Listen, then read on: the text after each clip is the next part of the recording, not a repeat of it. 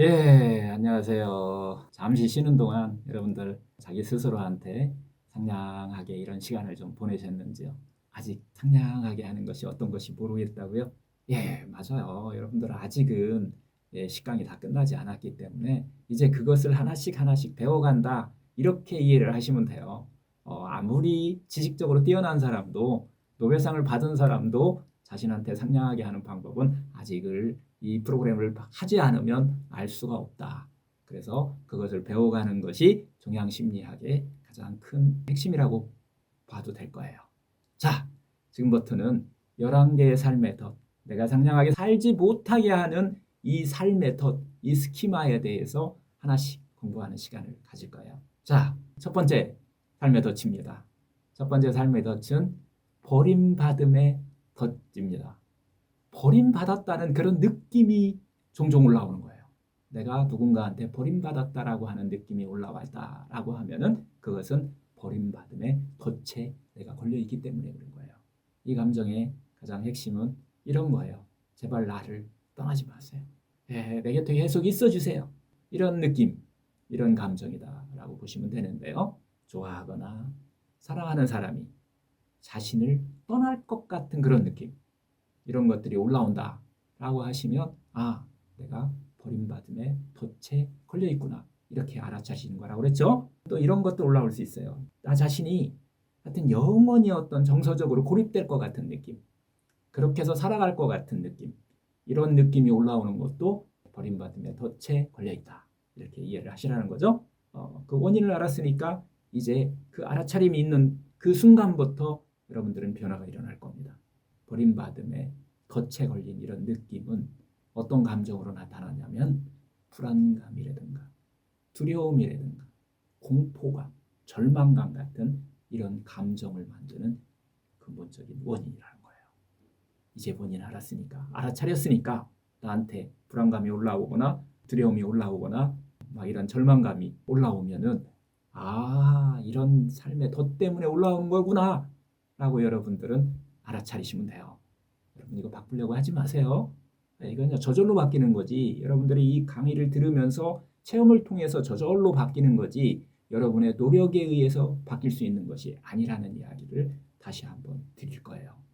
이제 알았으니까 이걸 한번 바꾸기 위해서 또 노력하겠다. 이것이 바로 집착이고 욕심입니다. 다시 한번 정리하면 우리는 제3의 길, 과거에 가던 길로 바꾸려고 노력하는 길은 과거의 길이에요. 그렇다고 노력하지 말라는 얘기도 아니에요. 어렵죠? 그것을 우리가 제3의 길이라고 얘기해요. 알아차리면 끝납니다. 그냥 알아차리시기만 하라는 거예요. 그리고 자신한테 상냥하게 하라는 얘기를 또 한 번 반복적으로 이야기를 하는 거예요. 이 첫 번째 삶의 덫, 버림받음의 덫은 이 스키마는 다시 한번 또 정리를 하면 좋아하거나 사랑하는 사람이 자신을 떠나거나 자신은 영원히 정서적으로 고립되어 살 것 같은 그런 느낌을 만든다는 거예요. 가까운 사람이 죽거나 집을 떠나거나 자신보다 다른 사람을 더 좋아하게 되어서 자신을 버릴 거라고 하는 이런 느낌들이에요. 혼자 남겨질 것이라 라고 하는 이런 느낌이 올라오는 거라는 거죠. 이것이 바로 버림받음의 덫에 걸려있을 때 나타나는 하나의 증상이라는 거예요. 이러한 느낌 때문에 우리는 가까운 사람에게 지나치게 매달리게 되는 거죠. 또 반대로 역설적으로 이런 경우도 있어요. 자신이 또 그렇게 될 거라는 걸 미리 예상하고 밀어내기도 한다는 거예요. 이 덫에 걸려 있을 때 두 가지의 큰 반대적인 어떤 것이 나타날 수 있다는 거예요. 정말 심한 사람 같은 경우는 결혼해서 이제 가깝게 됐잖아요. 이 정상적으로 잠시도 떨어져 있지 못하는 이런 것조차도 자기 안에서 막 화가 올라와요. 분노가 올라오는 거예요. 그렇게 하면서 매우 흥분하게 되고 특히 결혼 생활에서 자신을 돌보지 않는 것 같은 느낌이 오게 되고 자신을 막 버릴 것 같은 느낌이 오게 되고 다른 사람하고 더 막 가까이 지내는 것 같고 이런 불안을 느끼게 되는 원인이 바로 이 버림받음의 덫 때문에 그렇다라고 이렇게 보시면 돼요. 버림받음의 덫의 감정은 우리한테 불안감과 두려움과 공포감, 절망감 같은 이런 감정을 만드는 근원이다 라고 보시면 돼요. 그리고 이 버림받음의 덫은 이 출생, 어릴 때 성장 환경과 상당히 밀접한 관련이 되어 있는데 제발 나를 떠나지 마세요. 엄마가 핵심이죠. 아이를 두고 어디를 떠났을 때 나타나는 현상이라고 했어요. 그거보다 태생적인 것도 있어요. 그래서 이런 감정은 누구나 조금씩은 다 갖고 있다라고 하는 것은 태생적이기 때문에요. 태생적이라는 것은 엄마 뱃속에서 아이가 나올 때 이미 그때의 이 버림받음의 덫을 갖고 있다. 그래서 한 5% 정도는 그런 영향을 받고 있고 나머지는 뒤에 이제 엄마가 어떻게 양육하느냐에 따라서 달라진다라고 하는 이야기를 하고 있는 거예요. 자, 버림받음의 덫에 4점 이상짜리가 있는 분은 주의 깊게 이 이야기를 한번 들어보시면 될 거예요. 버림받음의 덫의 기원은 이 첫 번째 이 분리감, 엄마로부터 분리되어서 시작됐잖아요. 그래서 오는 그 불안감, 외로움, 혼자 있기 어려움, 뭐 이런 것에 대한 감정이죠. 엄마 뱃속에서 탁 나오면서 누구나 갖고 있는 거라는 거예요. 이걸 바로 태생적이라는 거예요. 여러분들은 다 엄마 뱃속에서 나왔기 때문에 이런 태생적인 문제를 조금은 갖고 있다라고 하는 것도 알아차릴 필요가 있다는 거예요. 두 번째는 어렸을 때 부모가 돌아가신 경우 아니면 집을 나가셔버린 경우 이때 버림받음의 덫이 그때부터 형성되는 경우도 있다는 거예요. 기억 속에 여러분들이 없어요? 3살 이전에는 감각과 느낌으로 기억되기 때문에 그래요. 생각 속에 없는 거죠. 잠복해 있기 때문에 그렇다는 얘기를 하고 있고요. 세 번째는 유모에 의해 키워진 거예요. 어머니를 대신하여서 어떤 기관에서 자랐거나 매우 어린 나이에 기숙사 학교에 들어가 있는 자신도 모르게 이 버림받음의 덫에 그냥 걸려드는 거예요. 그 다음에 이제 네 번째는 어머니가 있긴 있고 막 이렇게 하는데 어머니가 불완전한 거예요. 아이를 키우는 어머니가 불완전하다. 어머니가 항상 우울해 있고 화나 있고 절망하면서 아이를 안고 있어요. 이런 경우는 바로 또 감각과 느낌으로 엄마하고 연결되어 있다. 정서적으로 연결되어 있어서 그게 바로 그냥 그대로 나의 그냥 덫이 돼버린다는 거예요. 다섯 번째는 어렸을 때 부모가 이혼한 경우예요. 또 너무 자주 싸워가서 가족이 헤어질지 모른다라고 하는 이런 느낌들이 아이가 계속 반복해서 받다 보면 그게 그대로 기억돼서 버림받음의 덫에 걸려간다는 거예요. 여섯 번째는 형제가 태어나거나 부모가 재혼을 했을 때 나보다는 다른 사람에 더 관심을 많이 가져줄 때 이때의 아이는 또 버림받음의 덫에 걸려든다는 거죠. 일곱 번째는 가족과 과도하게 밀접하게 있는 거예요. 과잉 보호를 받는 경우도 어렸을 때 삶의 그 어려움에 대처하는 습관을 그 학습을 받지 못해서 이 덫에 걸리는 경우도 있어요. 이렇게 여러 가지로 인해서 내가 어렸을 때의 삶의 덫에 영향을 받아서 이런 버림받음의 덫, 특히 불안감과 두려움과 절망감 같은 이런 감정이 올라온다라고 하는 거죠. 이제 조금 이해가 되셨나요? 여성분들이 많이 듣고 계시는데 이런 감정은 남편 때문에가 아니라 내가 그런 스키마를 갖고 있다. 삶의 덫을 갖고 있었다라는 것을 알아차리시는 거예요. 그래야 답을 찾기 시작한다. 이 해결책을 찾기 시작한다라고 하는 거죠. 자, 두 번째, 불신과 학대의 덫입니다. 남을 믿지 못하는 그런 느낌이에요. 아, 믿음이 안 가요. 이런 느낌이 자꾸 올라와요.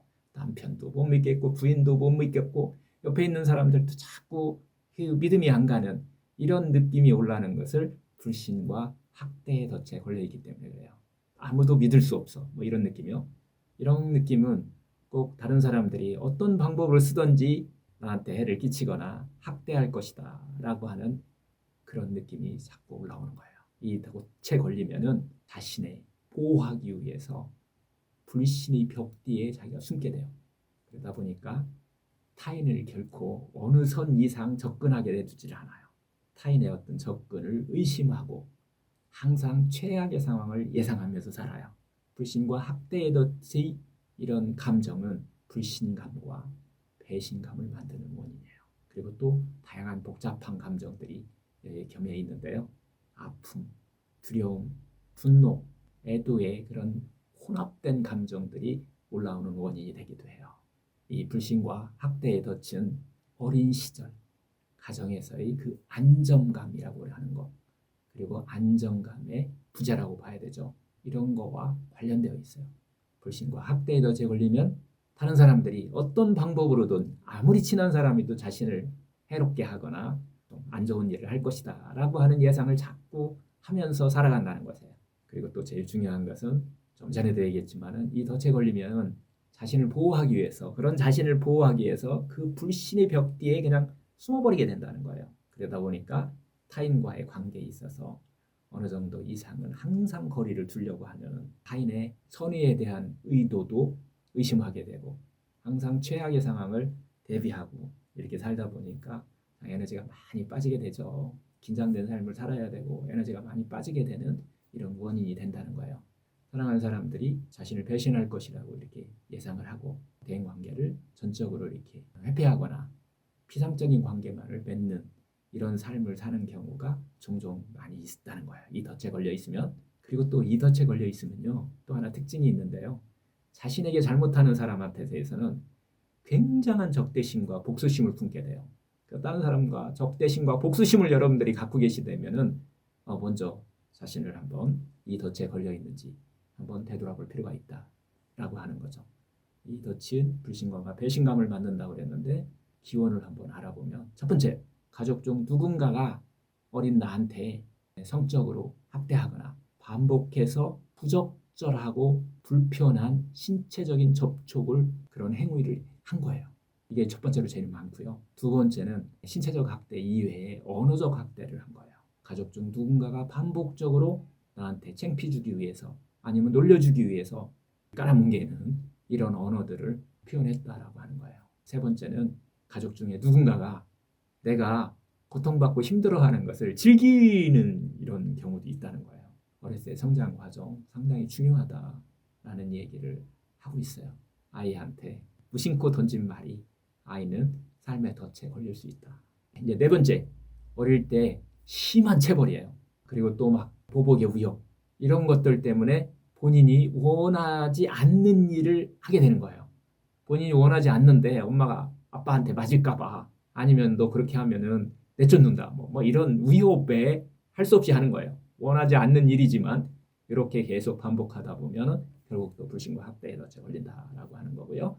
다섯 번째, 가족 중 한 명이 가족 외의 사람을 믿지 말라고 막 계속 반복해서 막 경고하고 막 한 거예요. 예, 그렇게 얘기하는 사람이 바로 엄마든 아빠든 그분이 불신과 학대의 덫에 걸려 있는 거예요.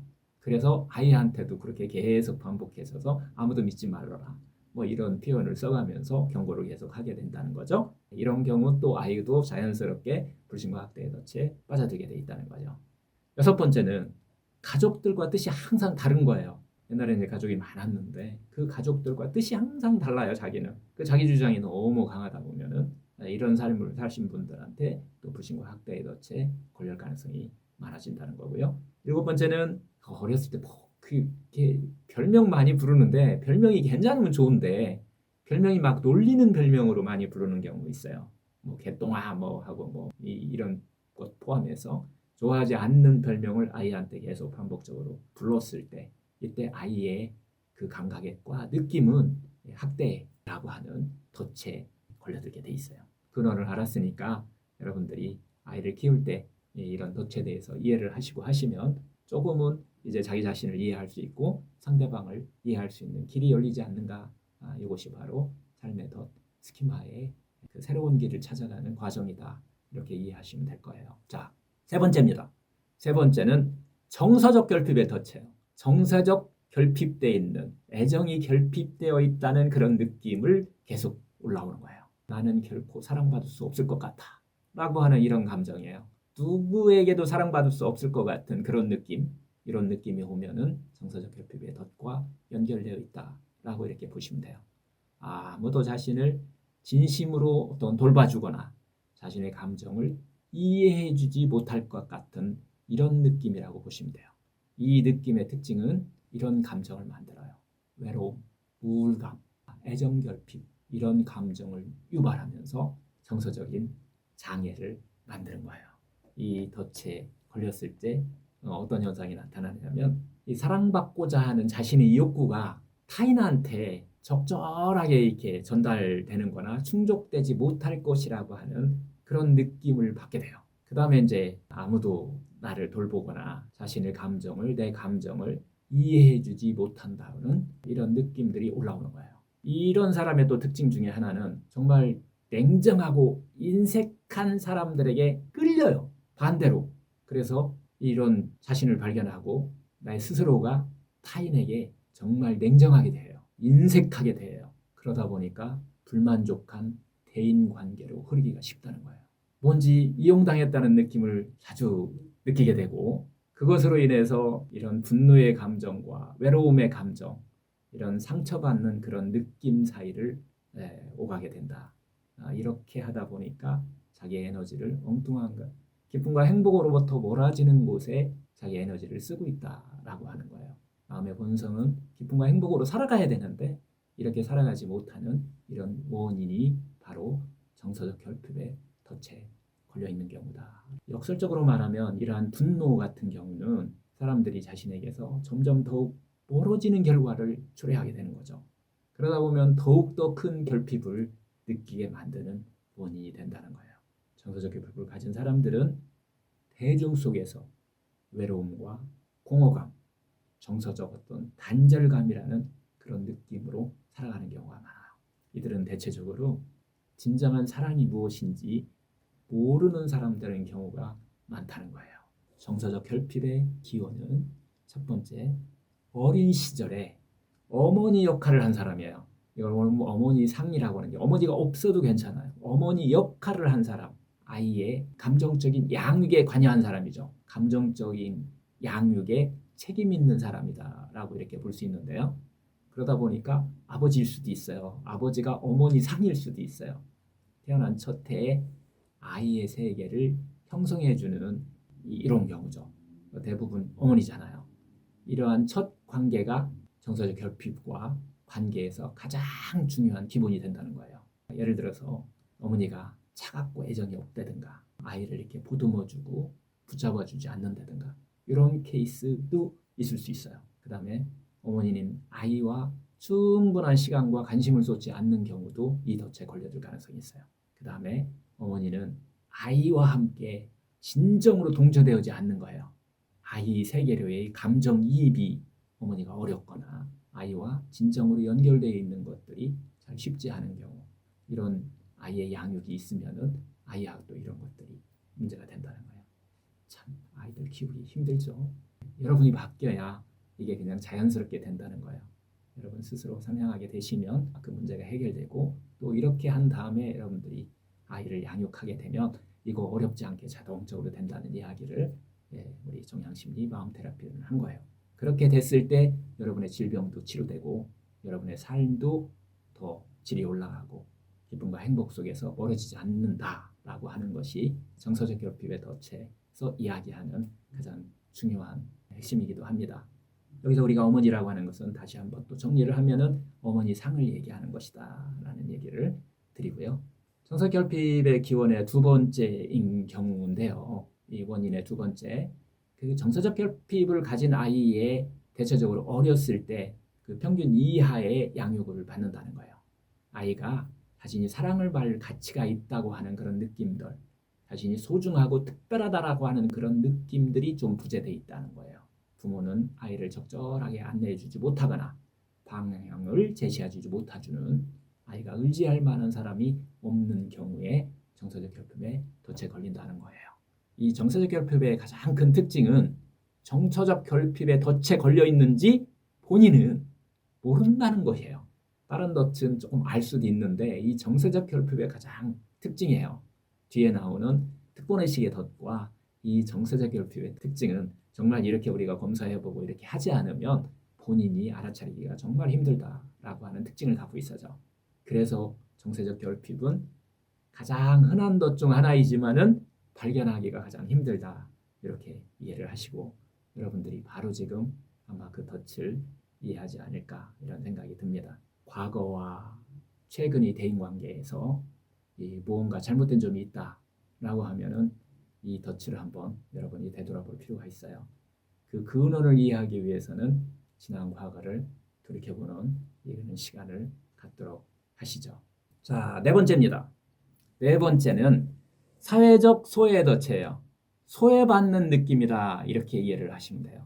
어떤 느낌이냐? 나는 뭔가 적합하지 않은 것 같은 그런 느낌이에요.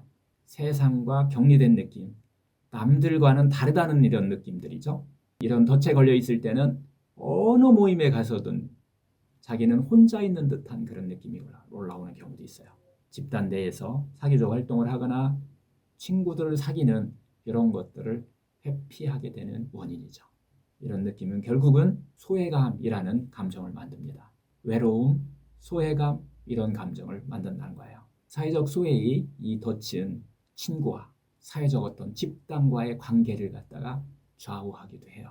세상과 격리된 느낌, 남들과 다르다는 느낌이라고 그랬어요. 사람은 어린 시절 같은 또래에게 소외당한 경험이 있는 경우가 많아요. 문제는 어른이 되어서도 이 회피를 통해서 이 덫을 유지하고 있다는 거예요. 제3의 길로 가셔야 되는데 과거의 어린 시절 그 길로 계속 가면서 어른이 다 돼서 성장이 다 끝났는데도 불구하고 회피를 통해서 그 덫을 계속 유지하고 있다라고 하는 거예요. 집단 내에서 사회적 활동을 하거나 친구 사귀는 것을 그래서 회피하게 된다라는 얘기고요.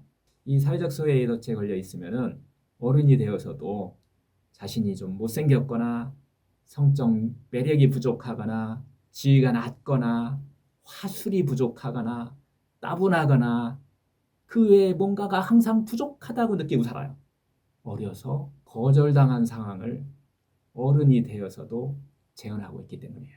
사회적 상황에서 열등하게 느끼게 된다는 거예요. 그리고 그거에 맞춰서 또 행동하고 있다는 이게 바로 사회적 소외의 덫의 특징이기도 해요. 이 덫을 가진 사람들은 외견상으로는 항상 이렇게 싹 드러나지가 않아요. 이때 걸려 있으면서도 친밀한 관계도 유지하는 사람들도 많다는 거예요. 외견상으로는 그런 게 없어요. 사교적인 사람들도 많아요. 이 덫에 걸려 있으면서. 그래서 1대1 관계에서는 이 덫이 잘 드러나지 않아요. 사회적 소외의 덫은 파티나 단체 수업 시간, 모임, 직장 등에서 얼마나 자신이 불안해하고 소외감을 느끼고 타인과 거리를 두려고 하는 그런 마음이 있는지를 가지고서 찾아보셔야 돼요.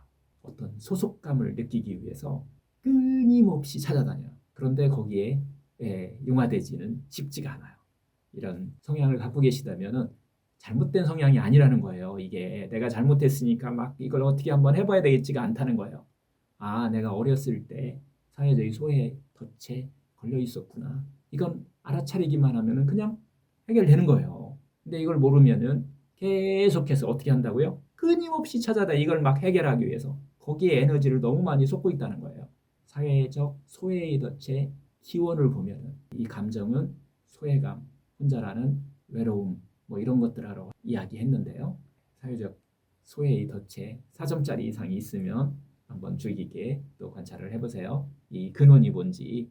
사회적 소외의 덫의 근원은 첫 번째, 어렸을 때 외모나 키, 뭐 또 말더듬도 하고 어렸을 때 그리는 것도 좀 늦게 좀 배우고 온 사람들도 있었잖아요.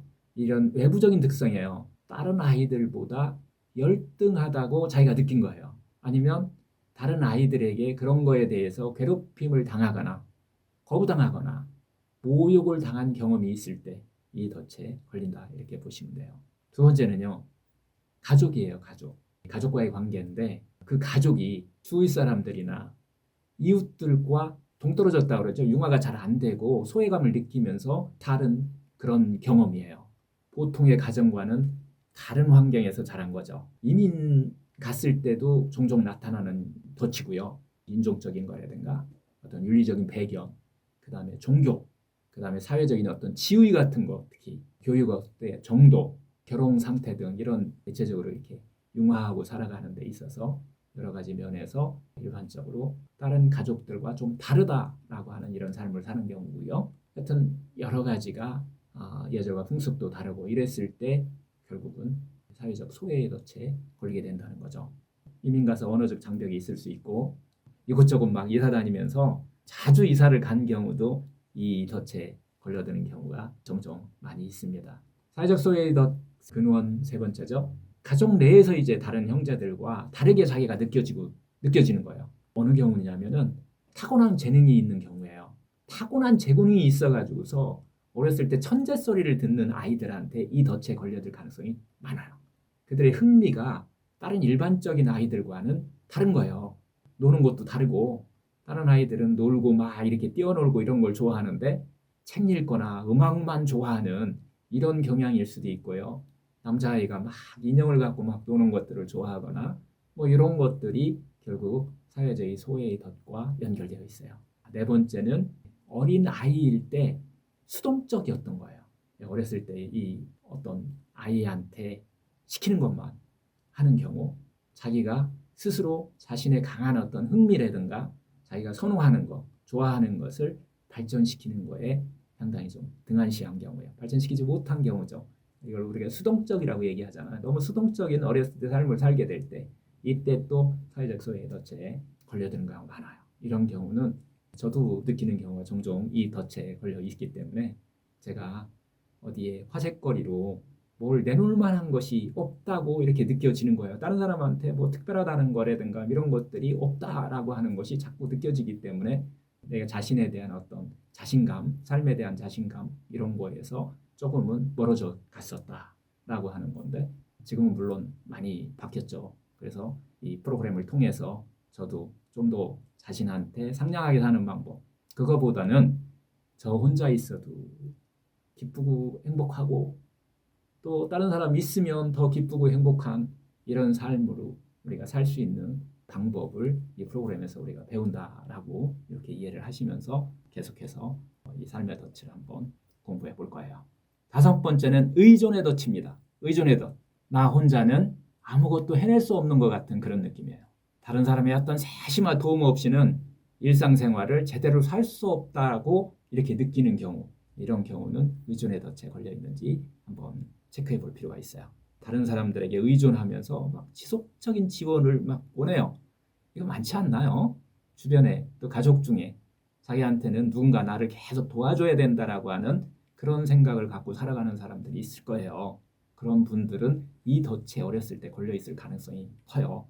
아, 그 사람은 나쁜 사람이 아니라 그냥 단지 이 덫에 걸려 있다라고 이렇게 여러분들이 이해를 하시면 거기에 여러분들이 부정적 감정으로 에너지를 뺏기지는 않으실 거라고 하는 것이죠.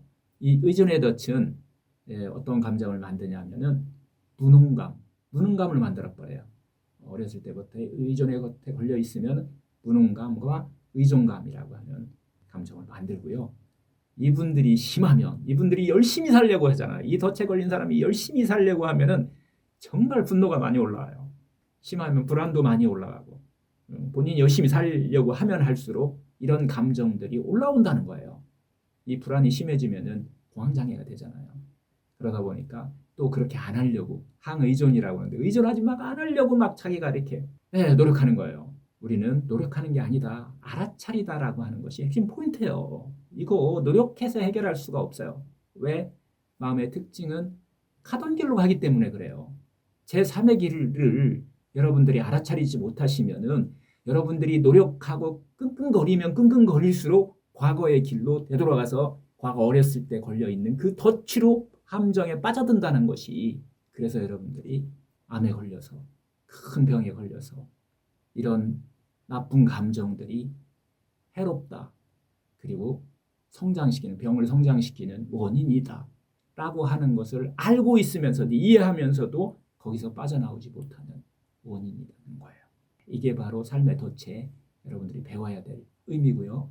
그리고 또 그 덫을 배움으로 인해서 이 덫을 알아차림으로 인해서 제3의 길을 갈 수 있는 길을 여러분들이 지금 쌓고 있는 거예요. 의존의 덫에 걸려 있으면 다른 사람의 세심한 도움 없이는 일상생활을 자신이 할 수 없을 것 같은 느낌이 드는 것이라고 그랬죠.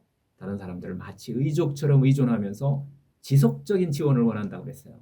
아마 어렸을 때 자신의 독립성을 주장하다가 내가 하고 싶은 거 이건 나는 할 거야 라고 하는 걸 주장하다가 아마 누군가에 의해서 좌절감을 느끼고 그런 삶이 축적돼서 나타나는 의존의 덫이다 라고 하는 것이고요.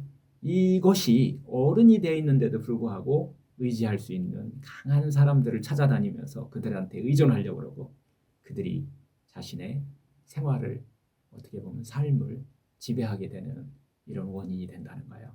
직장에서도 여러분들이 독립적으로 행동하지 못하게 움츠러들게 만들게 하고, 이 덫은 자신을 계속해서 뒤로 과거로 이렇게 몰아가는 이런 특징을 가지고 있다. 이 덫에 걸려 있으시면, 또 여러분 주위에 이 덫에 걸려 있는 분들을 여러분들은 그냥 알아차리시면 된다. 여러분들이 바꿀 수가 없다.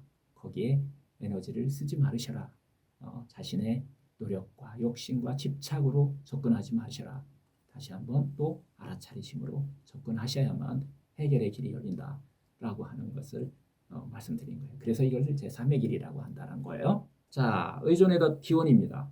의존의 덫 기원, 즉 소외감을 느끼게 하는 이런 감정의 기원이기도 하죠. 크게 두 가지로 나눌 수 있어요.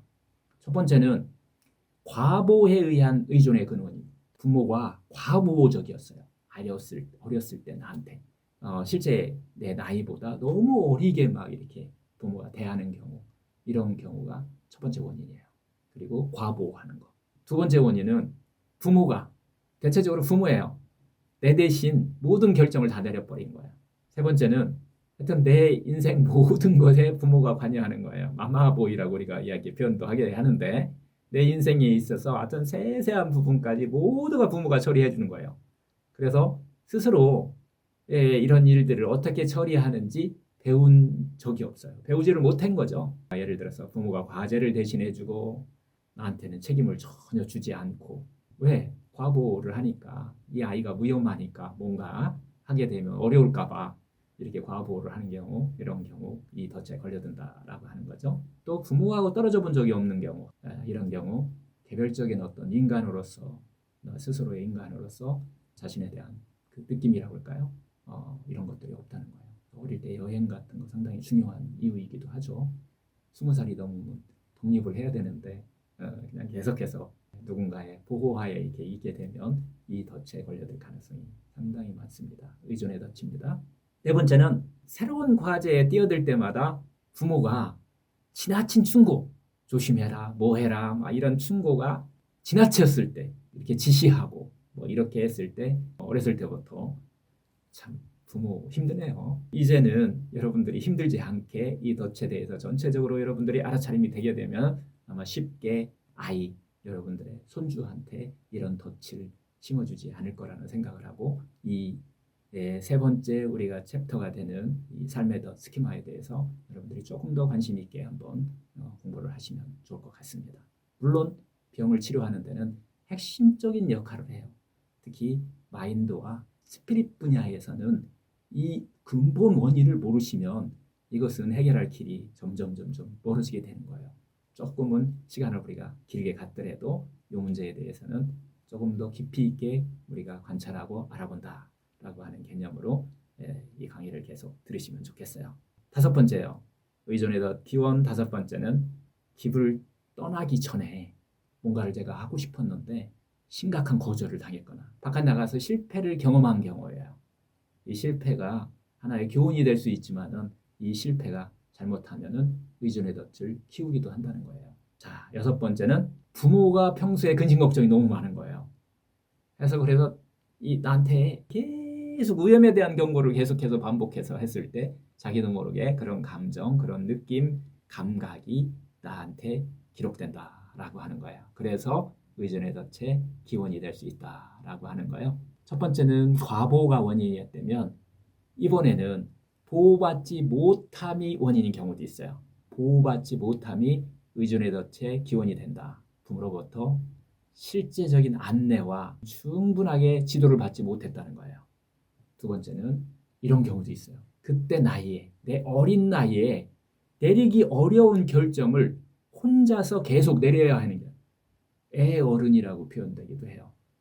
이런 아이들이 강한 것 같고 성장이 빠른 것 같지만 실제적으로는 의존의 덫에 걸릴 가능성이 상당히 많다는 거예요. 그 속 안에서는, 내면에서는.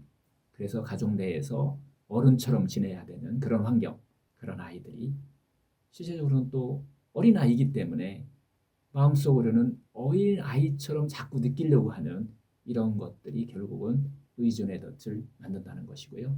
보호받지 못함이 원인인 경우, 네 번째는 자신의 능력 범위를 넘어서는 일들을 계속 해낼 때, 다른 사람으로부터 잘할 것이라는 기대를 너무 받고 있을 때 내면 속에서는 또 의존의 덫이 키워진다는 거예요. 의존의 덫은 분홍감, 의존감이라는 이 감정의 근원이 되고요. 이 심하게 되면 분노나 불안, 공황장애 같은 심한 불안, 그리고 또 항의존을 유발한다는 거예요. 해결책은 알아차림이라고 그랬죠? 그리고 자신에게 상냥합니다. 라는 이야기를 반복해서 이야기합니다. 여섯 번째입니다. 여섯 번째는 취약성의 덫입니다. 취약성의 덫은 여기 위험의 덫이라고 표현되어 있는데요. 위험의 덫, 취약성의 덫이 같은 이야기다라고 보시면 되고요. 위험하다고 하는 느낌이 자꾸 든 거예요. 언제 재앙이 닥칠지 모른다라고 하는 그런 느낌이에요. 재앙이 꼭 터질 것 같은 느낌. 뭐 자연재해라든가 범죄, 질병 같은 거, 경제적 파산, 건강이 안 좋아질 것 같은, 병이 올 것 같은 이런 느낌이 나오는 이 세상 어디에도 안전하게 느끼지 못하는 이런 덫이에요. 이 느낌의 감정은 불안과 우영감, 두려움을 유발한다라고 하는 것입니다.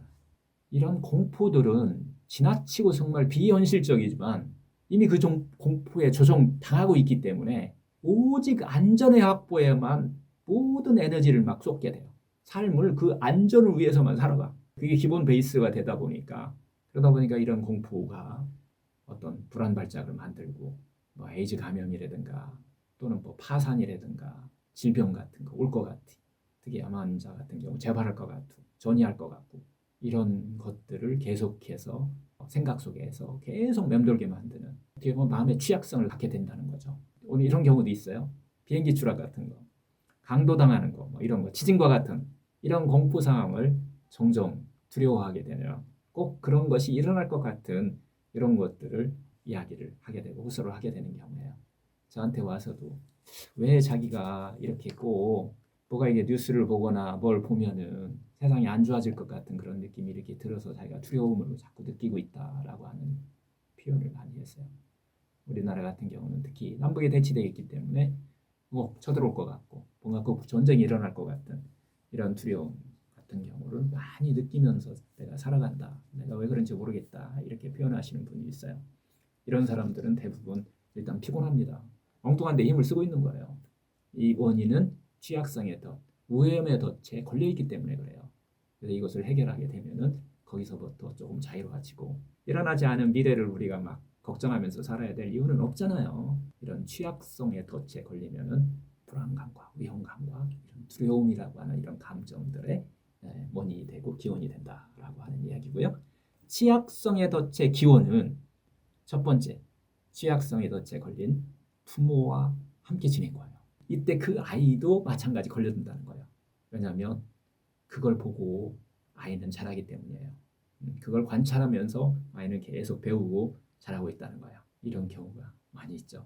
부모님이 취약성의 어떤 이 영역에 대해서 공포를 자주 느끼면서 예 그런 거 하지 마라 저런 거 하지 마라 저건 위험하다 뭐하다 막 이렇게 하곤 해요. 그런 덫에 걸려 있는 이런 상황에서 나타나는 현상이고요. 통제 잃어버리고 병에 걸리거나 파산할 것 같은 그런 느낌, 전쟁이 일어날 것 같은 그런 느낌을 항상 갖고 있으면서 불안과 이 우영감에 그런 감정에 많은 에너지를 쏟고 있다는 얘기를 다시 한번 반복하고요. 두 번째는 어렸을 때 과보한 거예요. 위험이나 질병과 관련된 문제에 대해서 특히 심하게 과보하는 거예요. 특정한 위험에 대해서 끊임없이 경고하는 거예요. 하여튼 이렇게 양육되는 경우는 거의 확실하게 이 덫에 걸린다라고 하는 거예요. 그 다음에 부모가 적절히 보호해주지 못한 경우도 있어요.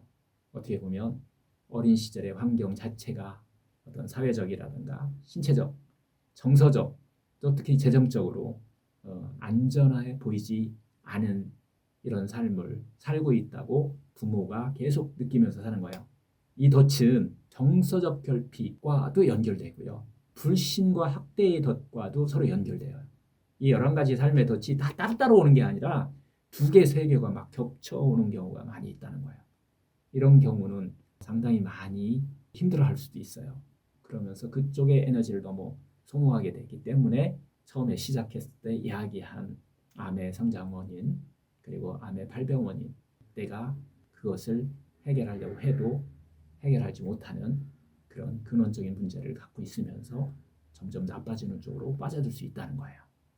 이것을 해결하는 방법을 계속해서 우리는 배우고 있다. 이렇게 이야기해 드리는 거고요. 취약성의 덫의 네 번째 기본이 있어요. 어렸을 때 병을 앓은 경우예요. 교통사고와 같은 심각한 사고를 당했거나 이로 인해서 안전에 대해서 내가 취약하다고 느끼는 이런 사건들을 경험하는 경우예요. 이런 경우도 취약성의 덫에 걸려 있는지 근원이 이런 거하고도 연결되어 있다 이렇게 보시면 되고요. 다섯 번째는 양친 중에 한 분이 교통사고로 돌아가신 경우. 그래서 자기 스스로 이 세상이 매우 위험한 곳이라는 이런 느낌을 계속 가지면서 살아온 경우예요. 이 취약성의 덫은 불안과 위험감, 두려움이라는 감정의 근원이 될 수 있다. 이런 이야기를 드리면서 이제 일곱 번째로 넘어갑니다. 자, 잠시 한번 쉬었다가 일곱 번째 결함의 덫에 대해서 공부하는 시간을 좀 가져볼게요.